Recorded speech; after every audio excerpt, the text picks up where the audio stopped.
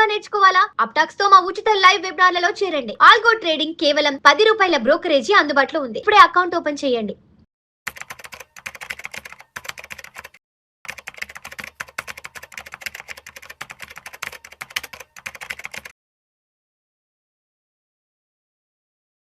Salmon గారు నమస్తే sir. నమస్తే అండి విష్ణు గారు.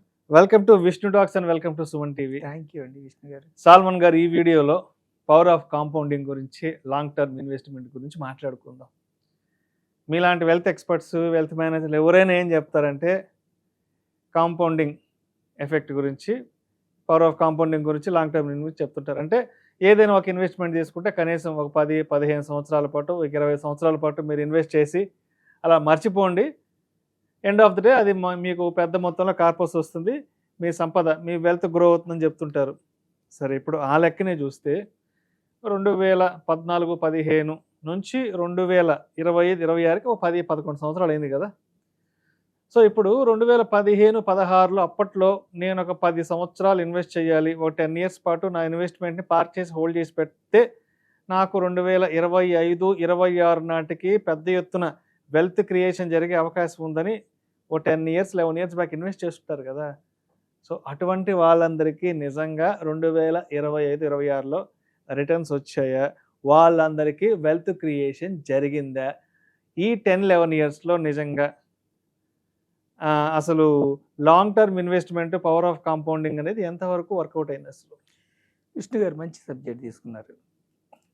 ఎందుకంటే మీరు అడిగిన ఉద్దేశంలో 2024 నుంచి ఇప్పటివరకు మార్కెట్స్ పెరగలేదు కాబట్టి, పైగా 86,000 వెళ్ళిన సెన్సెక్స్ ఇప్పుడు 77,000 ఉంది కాబట్టి 10,000 పాయింట్స్ వెనక్కి వచ్చారు కాబట్టి, మీ ఉద్దేశంలో 10 సంవత్సరాలు 12 సంవత్సరాల్లో వెల్త్ జనరేట్ కాలేదన్నది మీ ఉద్దేశమా, లేకపోతే తగ్గిందన్నది ఉద్దేశమా? తగ్గి ఉంటుంది, నాకు తెలిసి తగ్గిపోయి ఉంటుంది కదా. అయితే ఇక్కడ మన ప్రజలు అర్థం చేసుకోవాల్సింది ఏంటంటే, equities are not guaranteed products.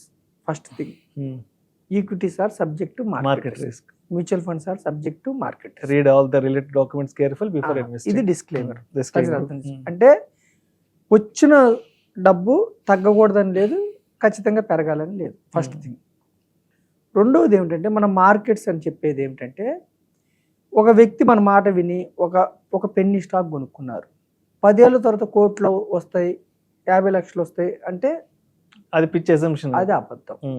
లేదు, పెన్నీ స్టాక్ కాదు, ఈరోజు అది మంచి స్టాక్ అంటే ఈరోజు టాప్ 100లో ఉంది, లేదంటే నిఫ్టీ 250లో ఉంది, లేదా నిఫ్టీ 500. మన మార్కెట్స్ అని చెప్పేది Sensex, Nifty 100, Nifty 250, Nifty 500. Nifty 500లోనే ఉంది ఆ స్టాక్. సపోజ్ 12 ఏళ్ళ తర్వాత ఆ స్టాకు జీరో అవ్వకూడదని ఏం లేదు, అది అర్థం చేసుకోండి. జీరో అవ్వచ్చు, లేదా ఆ స్టాకు 10 ఏళ్ళ తర్వాత కూడా పెరగకుండా అక్కడే ఉండొచ్చు, లేదా 70-80% ఎరోడ్ కూడా అవ్వచ్చు. సో నేను మార్కెట్స్ అని చెప్పేది ఏమిటి? మన మార్కెట్స్ అని చెప్పేది కేవలం నిఫ్టీ 500 అంటే గంపగుత్తగా 500 కంపెనీ స్టాక్స్ని, నిఫ్టీ 250 లేదా నిఫ్టీ మిడ్ క్యాప్ ఇండెక్స్ అంటే వీటిని మార్కెట్స్. ఇవి తీసుకుంటే విష్ణు గారు, లాస్ట్ 10 ఇయర్స్ 12 ఇయర్స్ చూసుకుంటే, ఈ సెన్సెక్స్ తీసుకున్న, నిఫ్టీ తీసుకున్న, నిఫ్టీ 2 మిడ్ క్యాప్ ఇండెక్స్ తీసుకున్న, నిఫ్టీ 12-13% కంఫర్టబుల్గా వస్తాయి. 12% అంటే అర్థం ఏమిటి? ప్రజలు అర్థం చేసుకోవాల్సింది. సపోజ్ ఈరోజు 10 లక్షలు పెట్టారు, ప్రతి 6 సంవత్సరాలకి డబుల్ అయింది. అంటే 10 లక్షలు 6 ఏళ్ళకి 20, 12 ఏళ్ళకి 40 లక్షలు అవుతుంది. ఇప్పుడు మీ క్వశ్చన్ నాకు అర్థం, 40 లక్షలు అయింది. సపోజ్ 2014లో పెట్టింది, 2024లో 40 లక్షలు అయింది, 12% ఎగ్జంప్షన్ ఇస్తే అక్కడ నుంచి తగ్గింది కదా. 40 ఏమవుతుందంటే 35 అవుతుంది, లేదా 32 అవుతుంది, కానీ అసలు తగ్గదు. ఓకే, పెట్టిన అమౌంట్ తగ్గదు, క్యాపిటల్ ఇన్వెస్ట్మెంట్ తగ్గదు, మూలధనం తగ్గదు. ఎప్పుడు మోర్ దాన్ 10 ఇయర్స్ ఉంటాయి. ఏం చెప్తున్నాం? మన మార్కెట్స్ బ్రాడర్ మార్కెట్స్ ఉంటాయి. సెన్సెక్స్ 100 పాయింట్ల దగ్గర స్టార్ట్ అయింది 45 ఏళ్ల క్రితం, ఈరోజు 77,000. ఈరోజు 3వ ప్రపంచ యుద్ధం వస్తే కూడా 77,000 వచ్చి 70,000 అవుతుంది, 65,000 అవుతుంది.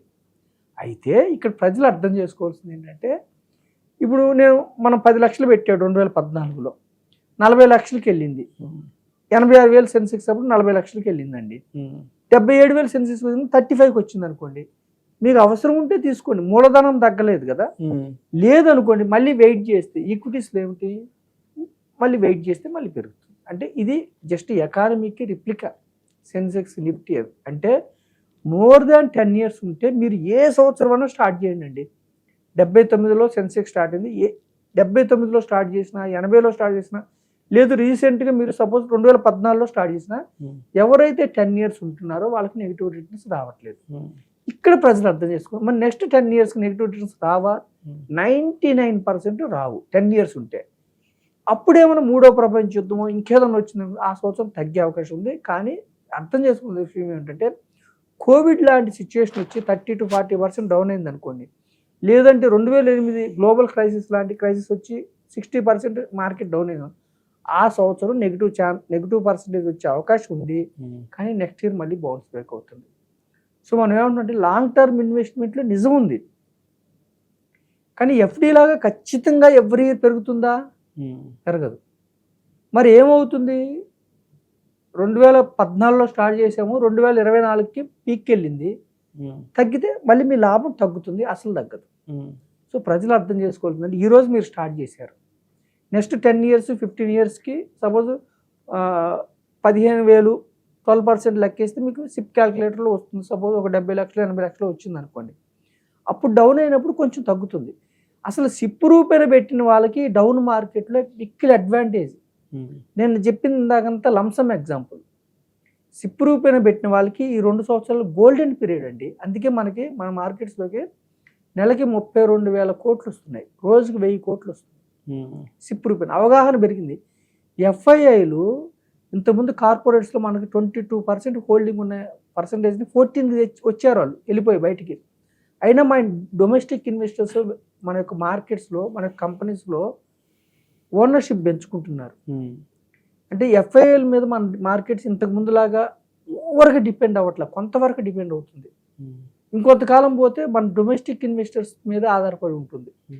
సో మళ్ళీ ఎఫ్ఐఐలు వెనక్కి తిరిగారు, మళ్ళీ మార్కెట్స్ పెరిగే అవకాశం ఉంది. నేను చెప్పేది ఏమిటంటే విష్ణు గారు మీ ద్వారా, లాంగ్ టర్మ్ ఇన్వెస్ట్మెంట్లో నిజం ఉంది, కానీ గుర్తుంచుకోవాల్సిందంటే నాట్ గ్యారంటీ. పడినప్పుడు కొంచెం తగ్గుతుందా, లాభం తగ్గుతుంది, కానీ అసలు తగ్గదు.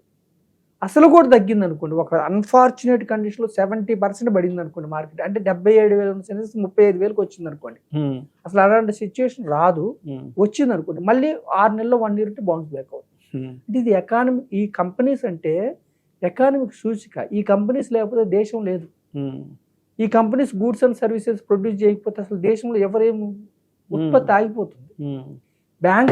బ్యాంక్స్ లోన్స్ ఇవ్వలేదండి, ఎకానమీ ఆగిపోతుంది, బ్యాంకింగ్ స్టాక్స్ ఆగవు. అంతే కదా. ఫార్మాలో మనకి మెడిసిన్స్ తయారు చేయలేదు అనుకోండి, ఎవరికి మనకి మెడిసిన్స్ ఉండవు. అలాగే ఇన్ఫ్రాస్ట్రక్చర్ డెవలప్మెంట్ లేదనుకోండి, దేశం ముందుకెళ్ళదు. గవర్నమెంట్ క్యాపెక్స్ ప్రతిదీ స్టాక్ మార్కెట్ మీద డిపెండ్ అయి ఉంటుంది. దీన్ని సూక్ష్మంగా అర్థం చేసుకోండి. మరి ఎందుకు జియోపొలిటికల్ అంటే ఎక్స్పోర్ట్స్ అండ్ ఇంపోర్ట్స్ ఉంటాయి కాబట్టి, జియోపొలిటికల్ టెన్షన్స్ వల్ల క్రూడ్ ఆయిల్ మీద ఇంపోర్ట్ అవుతుంది. క్రమంగా మనం క్రూడ్ ఆయిల్ మీద ఇంపోర్ట్ చేసుకుంటున్నాం కాబట్టి క్రూడ్ ఆయిల్ మీద డిపెండ్ అయి ఉంటుంది. క్రమంగా మనం ఆ ఇంపోర్ట్ డిపెండెన్సీ తగ్గించుకుంటున్నాం. అందుకే మనం క్రమంగా సోలార్ వైపు మడుతున్నాం. మన ప్రధానమంత్రి గోల్డ్ ఇంపోర్ట్స్ తగ్గించడానికి సెస్ చేసాం, మన డాలర్స్ బయటకు వెళ్ళకుండా. అంటే ఇవన్నీ చేస్తున్నాం. అంటే స్టాక్ మార్కెట్ లేకపోతే దేశమే ఉండదు. సో స్టాక్ మార్కెట్స్ ఎప్పుడు ముందుకెళ్తాయి, మరి గ్యారంటీయా? షార్ట్ పీరియడ్లో మీకు ఇబ్బంది ఉంటుంది.